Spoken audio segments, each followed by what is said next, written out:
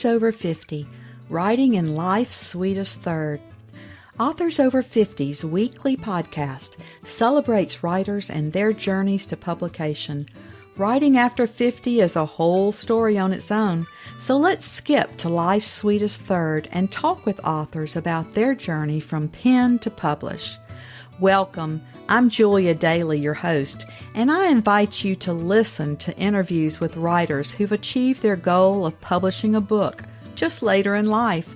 We've seen award lists for under 30 or under 40, but I've yet to see lists for those who've achieved a significant milestone of their own, launching a new career and publishing their first book after the age of 50. We will hear about these authors' inspirations, struggles, strategies, and the smell of that first book. These writers' journeys inspire me because I'm one of them. My guest majored in book illustration at the Parsons School of Design and studied under Maurice Sendak. She is a member of Sisters in Crime, Mystery Writers of America, and the Historical Novel Society, and has published books in mystery and horror magazines and anthologies. The Gallery of Beauties is her debut novel, and its sequel, The Courtesan Secret, will be released in summer 2023. She is currently the CEO of a digital marketing agency in New York City. Welcome to Authors Over 50, Nina Wachsman. Thank you. Great to be here and excited to be on this, especially for women over 50. It's very important that women know that you can still reinvent yourself over 50. So true. And Nina, our opening question is always, what took you so long to write your first book? What happened was I was always interested in writing, but it was between writing and art. When I was growing up and when I was going into college, I had to make the decision, do I want to go to art school or do I want to go to a regular college and pursue literature or writing? And I decided to go for art school. So I went to art school and I studied art, and one of the great things about art school was it gave me the chance to read a lot of books because I studied book illustration. So I figured that was like the best of both worlds, that I got to read great books and illustrate them. But then the reality, I ended up going into advertising because book illustration does not pay very well. So I ended up in advertising, and I always put aside, although I worked with a writer in partnership, I was a creative director. So I did have a chance to indulge writing, but I always had this secret fantasy of someday going back to writing. And it was when my brother, I have two younger brothers, and my first younger brother passed away several years ago in his 50s. And then I realized now is the time. You can't keep your dreams forever. You have to realize that, you're over 50. It's time to start actualizing some of the things you always wanted to do. So I had always subscribed to the Writer magazine, and I had a little pile of it, and I would always look through it. And one of the things I saw in the Writer magazine was the conferences, and I always swore to myself, one day I'm going to go to those conferences. And that really was what pushed me ahead, was getting into those conferences. I think being around a community of writers is so important, and we learn so much from each other, and it's such a generous community. Yes, it is amazing. And, the first conference I went to, I like mysteries. Another thing I think that as a writer is what you like to read ends up being what you like to write. And I love mysteries, and in particular, historical mysteries. And I've traveled a lot. So always in my head on all these trips, I kept thinking about what a great story this will make. And then when I went to Munich, we went to the palace of Ludwig I, Nymphenburg Palace, and there he had a Gallery of Beauties, literally, which is a portrait gallery. He hired his court painter to paint the portraits of the most beautiful women in Munich. And he had about 140 paintings. They were from all walks of life, all over the gallery. And I'd always been, it just was so amazing. I bought the book for the gallery, and I read up on each one of the women who are portraits in there. And then I thought, wow, this is a great idea for a book. set in Venice because Venice was known for its beautiful women. People went to Venice on the grand tour. Noblemen went to Venice because it was renowned for its beautiful women.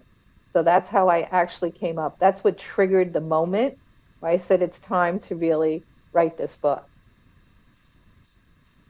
Well, you studied under one of the greats in book illustration. Can you tell us more about Maurice Sendak? Yeah, Maurice Sendak was a great guy and a natural born storyteller. And he was very encouraging. And when we all had to do our own children's books as part of the class, and then he'd review them.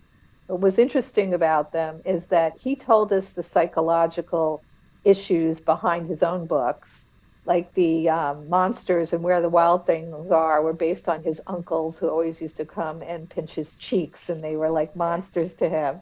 And then his other book, Outside Over There, was based about a changeling, and he had a psychological fear of kidnapping after the papers showed the Lindbergh baby kidnapping. So he was always scared, but he said his mother always told him, Maurice, they only kidnap rich children, not poor children, so you have nothing to worry about. But that's what he'd do. He'd review our books, so you would write and illustrate the book. That's what he encouraged us to do. But then he'd give you the psychological underpinnings of why you wrote the book and what the real motive and what the real story was. And that helped me, I think, as a writer too, because when you write a book, you have to think about your characters. What are their psychological motivations? What makes them who they are? It's not just plot. It's really a lot about the characters. So I really, thank him for that, for training me that way. And he was a very generous person, like a lot of other writers, as you mentioned, in the writing community. I mean, have been so incredible. Anne Perry, who recently passed away, had blurbed my first book, and I met her at a conference, and we had an ongoing dialogue with each other, and she would give me ideas, and we'd talk about who'd we cast as the main characters if our books were movies and things like that. So I think that, having that feedback from people like that who are generous with their feedback is really encouraging for writers. Once you actually wrote the book, how did you proceed? Did you search for an agent, decide to choose a hybrid, a small press, or did you self-publish? So what happened was, as I mentioned, I saved those writers' magazines, and I had started this book. It wasn't called The Gallery of Beauties there, but it was the start of that. And I had about 8,000 words, and I went and I saw Killer Nashville, this conference. And I said, I'm going to try to go to that one. I really want to go there. So I went to this conference, Killer Nashville, and at Killer Nashville, they have these round table editor and agent reviews. And what happens is you give in 2 pages of your manuscript, and then without your name on it, and then they pass it around, somebody reads it, and the panel of editor and agents comment on it. So I figured this is my chance to see, can I really write? Am I really know what I'm doing? So I gave my 2 pages in, and the one of the agents right away read it and said, this is fantastic, and I want the full manuscript. Now, at the time, I had no idea what that meant. But luckily, at the conference, during coffee, I met these ladies from Sisters in Crime. And they were so friendly, and they were so nice, and they were so generous with their time. And then I told them what happened during the agent roundtable. And I said, I don't know what to do because I don't have a full manuscript.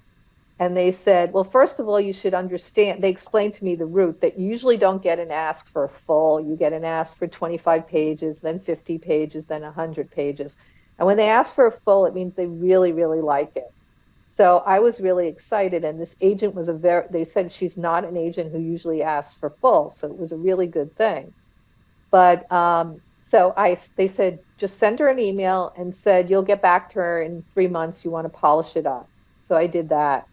I finished the manuscript in about 3-4 months, but I didn't know that you don't send in your first draft. So I had no idea. So I sent in my first draft, and she said it's not ready for publication. And then luckily I started, after that first conference, I joined up. Sisters in Crime has a online group called Guppies. It stands for the Great Unpublished. And everybody shares tips, and you can take classes through Guppies. So I took classes, do a lot of different things. They have classes from structuring a story to building character arcs. They give you tips and about conferences too. So I went to two other conferences, which are craft conferences that really help you work on your story. One of them was New England Crime Bake, where they do a critique of your manuscript, and then you sit with an author, a known author who will critique your manuscript and then tell you what weaknesses, what the strengths are. And then I went to Sleuth Fest in Florida, which was another where they had a lot of work sessions. And I pitched to another 6 agents there, all who asked me for the manuscript, but it wasn't ready yet. So finally, I realized I needed a developmental editor, which is a big investment, but it was really, really helpful because she helped me understand I wasn't, even if you're a good writer, you don't know what the standards are. You don't know what they're looking for. You don't know the practice. You don't know how to build tension. And she taught me all that. And she restructured she told me how to restructure. I mean, she doesn't write it for you, but she explains to you how to overcome the weaknesses of your manuscript. And then after I did that, I started sending it out again. And at that point, I sent it, somebody on Sisters in Crime posted, "Oh, my publisher is looking for new manuscripts. If anybody wants to contact them, please contact them." So I contacted them. I hadn't really gone to any more agents. I just happened to contact Level Best Books, which is my publisher. And then within a few weeks, they sent me back, "We want to publish this book and we want you to publish two more."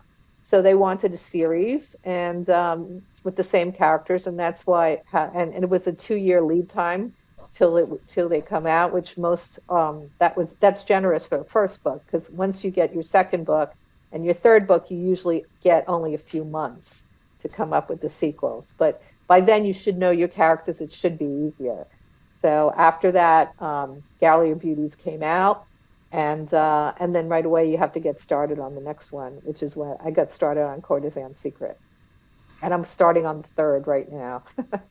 Nina, you are living a charmed life because that is a quick process. You had so many people, so many agents and publishers wanting that book. So that's very unusual for a debut novel. Right. But it wasn't ready. When they wanted it, I'm in advertising, so I know how to pitch. So I think that's why they all wanted my book. So I can't emphasize enough is that you have to learn how to pitch too. Because even though I'm in advertising and I know how to sell, there's an art to the pitch. And at those conferences, Sleuth Fest in particular, they helped us write our pitches, practice our pitches, and so you get the pitch right. But then after that, and most of the agents said that most of the time they reject novels because they're just not polished enough. They're not ready yet for publication. And that was my problem, is that I needed to understand how to polish it for publication. How did writing that first book change your process of writing? Like I said, I really didn't understand how to lay out a novel. From there, that first book taught me, I also learned how to do dual voices, dual viewpoints, which also adds a lot more pacing to a book. And that really helped a lot. And creating suspense what I did is I used the voice of the bad guy in the book. So you kind of know the bad guy stalking the heroine. And that adds a little more tension and anticipation to it. And that helped me with the pacing the most. But that also was learned based on going to a lot of these classes. The developmental editor put that in, helped me with that too. I think the one big thing that I didn't know, which was a big aha, was to keep your book to one point of view, at the max 2 or 3. Because when you're a writer and we're all very oriented to film, and you're used to looking at different points of view, and then you start writing, and all of a sudden people are head jumping, and your audience can't follow you. So that was the first big learning. That once I got that, it helped me focus when you start the next book. You have to make that decision. Whose head are you going to be in for this book? And don't make it too many. So that was really the biggest aha moment for me. Well, you must have found a formula for writing these, and you've got to have gotten even quicker with these deadlines looming. Have you got a specific writing routine that you do, and how long does it take you actually to finish a manuscript? I don't really have a writing routine because I still work full time, so I try to squeeze writing in on the weekends. But one thing I've learned is that I have to plan the book out in my head. So I think about it every night before I go to sleep. I think about scenes and then I'm going to write them. The other thing that I learned, which is very, very helpful, and the publisher often makes you do this, is to write a synopsis of your book.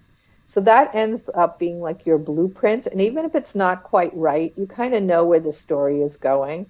So that helped me. And then I took out books on how to lay out the different chapters. So I did lay them out. There's one called Save the Cat that tells you chapter by chapter and different kind of tropes to follow, like hero's journey or things like that, that you can follow. So you build every chapter and they tell you what to do in every chapter, which is very helpful. And I did that. So it helps you lay out the story, and that makes it easier to write because you know what you're doing. But I still have to dream about it at night and be that, because I think the hardest thing is when you're writing a book, you have to be your character and you have to be able to understand it from their point of view. And the only time that I find that I have real time to get into that character's head is at night before I go to sleep. I've heard a lot of writers who say they dream certain scenarios and their premise, and they wake up and have to write it down. Yeah, that's what I do too. I dream it all out. And I think the more you write about certain characters, you know them already. And so then once you know them, you kind of figure out you're in their lives and you say, what's going to happen to them next? What's going to happen to them in this next? And you leave off your last book wondering, what are you going to do with them in the next book? And I think a lot of writers had always said to me is that I didn't decide what my character was going to do. They decided it. And that's when you know you've created a real character, because it does happen. I didn't believe it was going to happen, but it does happen that the character takes over, right? I didn't believe it either, but they really do start talking to us. Right. They really do. And what helped me in the beginning is to create characters' voice, because you want to have, another big thing is, how do you have distinct voices between your characters? You don't want all your characters to sound the same, which you can do, which can happen if you're the writer, because you can't differentiate and you hear them in your mind.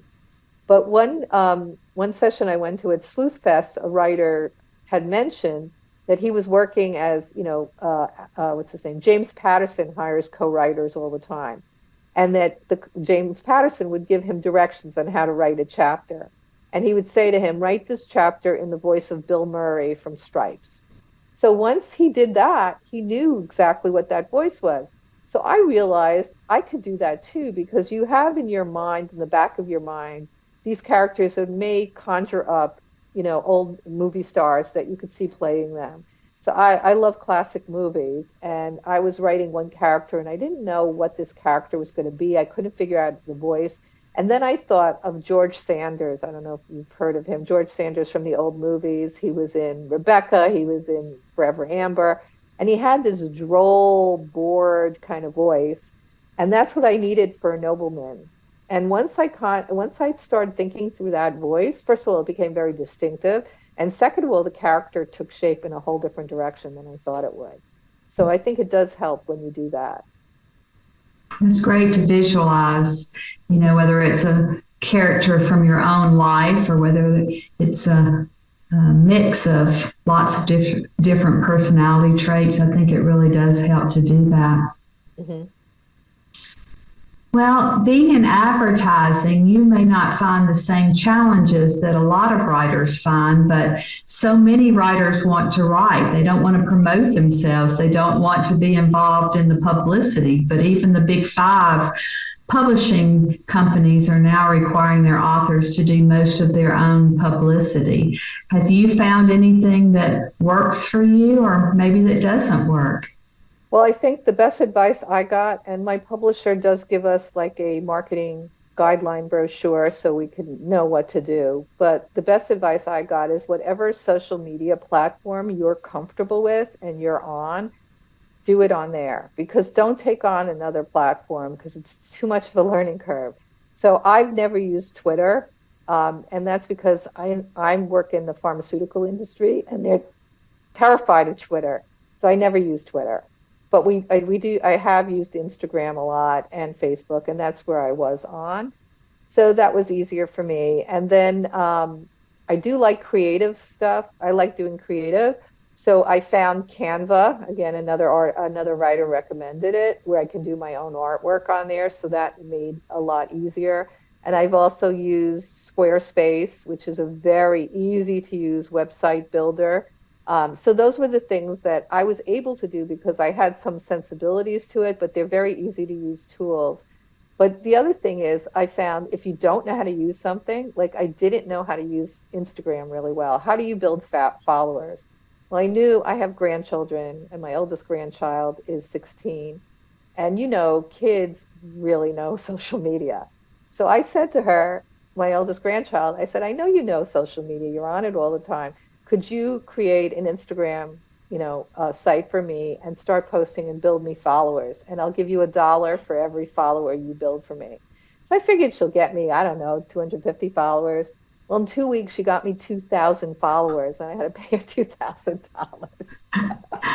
That is great. Now, that's well worth those dollars. But that's what I would suggest, because if you're an author, rather than going and hiring a publicity agent, to do a lot of these social platforms, find a kid, because those kids, they know TikTok, they know Instagram. They're not so much on Facebook, but Facebook's a lot easier. But find a kid and just give them photos or pieces of art or ideas, and they'll post for you, and you don't have to pay them a lot, and they know what they're doing. So, because this is their language. So I found that easier, because the only thing I knew that I think advertising helped me is because I was creative director. I knew how to create my own artwork. But again, you can find somebody who can do the creative for you, or have a talented kid do the creative for you. But there are a lot of kids out there who will do the work for very little and will do a very good job for you. That's a great idea. But I do think a lot of publishers now will ask the writer, even when you're pitching them, they'll ask you, I noticed on some of the submissions I did, they're asking you for your marketing plan up front. So, and a lot of them, my publisher also asked how many Instagram followers I had, how many Facebook followers I had. I didn't have too many Instagram, but I don't think you have to worry about that, as long as you could give them a idea of what you like to do. Like if you like speaking in person, if you know people in book clubs, just that could be your venue. Whatever you're comfortable doing, I do think, that's what you should start with, whatever you're comfortable doing, and tell your publisher. And your publisher will help you. The bigger publishers give you more. The indie publishers give you less. But there's, you had asked before, why go with a big one or a little one? So I ended up not having an agent who you need to go to the bigger publishers. And I ended up going to an independent publisher. But my publisher, all the people who own it are all writers themselves. And that helps a lot, because there's a lot more tolerance, and they treat us better, I think. They don't give us as much support as the big companies, but they understand when you can't make a deadline. Like if you can't make it and you need an extra 2 months, they're okay with that. And if you're not going to be able to promote your book, like they'll give you lead time. Like a lot of publishers, they expect you to sell like a ton of books the first 2 months or you're out.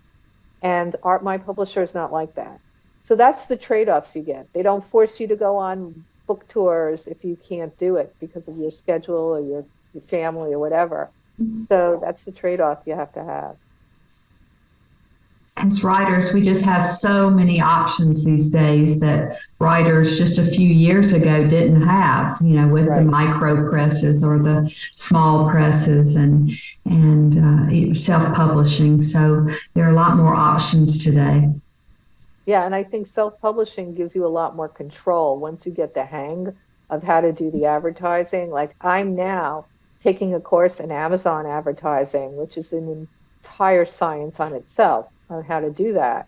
So you can take those courses online and learn it yourself. And the self-published authors like Colleen Hoover did all her stuff herself. And they built millions of followers that way because you have more control over your what you're doing, your marketing, when you control all aspects of it. And also you make more money that way. I know a lot of authors who started off traditional publishing and now are self-publishing because they're making a lot more money that way. Absolutely. Well, Nina, why don't you tell us a little bit about the passage that you brought to share today and then read from your book so we can hear your tone and voice. Okay, so this passage that I'm going to read is actually, remember I said how to put some things in the voice of the bad guy to create a little tension. So this is, and I'm reading it because it's short, but it gives you an idea of this bad guy who ends up, you do have a lot of people liked him because he was a reluctant bad guy. But the story is about an artist. He's commissioned to paint the portrait of the 12 most beautiful women in Venice for a visiting English nobleman. And he also goes among all the people, all the women, anybody he sees that he thinks inspires him. And one of the people he sees is the rabbi's daughter, who happens to be in the Rialto market in Venice. And he thinks she's so stunningly beautiful, he asks her to pose for him. And she's conflicted about doing that because, first of all, it was dangerous to leave the ghetto and to go up with a strange man. But she's also, this rabbi's daughter is a widow and a scholar. And she has never been exposed to art. And she's so curious about the artist and how he paints. And she also believes there's some kind of Kabbalistic transfer of souls when an artist paints her. So that's what motivates her to go. But he's painting all the other illustrious women of Venice. And one of them is a famous courtesan in which he introduces her to, and the two of them become friends. And then one by one, these women who are the subjects of the portraits are found poisoned. So the scene I'm going to read now is of the first victim and how she is found. Okay? And they're all poisoned, and Venice was the capital of poison, so poison was not an unusual experience over there. So this just gives you an idea. Okay? A beautiful woman, richly dressed in fine velvet and silvery brocade, lay reclining in the seat, but strangely not moving. Her unmarked skin was pale, and she seemed as if she were deep in sleep, the fine lace of her bodice forming a shroud for her throat. As frozen as a statue, and although it was cold and damp, she gave not one shiver and made no attempt to huddle or close her half-open cloak. A gondolier, the upper half of his face hidden by a white bata mask, plowed through the lagoon, his long pole rising and plunging into its depths, steering the gondola forward. He paid no attention to his passenger and focused only on the path ahead. Bracing himself as he faced the chilling wind, his eyes stung as he squinted, trying to catch sight of his destination, the dazzling palazzo ahead. The masked gondolier pulled on, aiming for the open gates that marked the entryway where he would leave his passenger.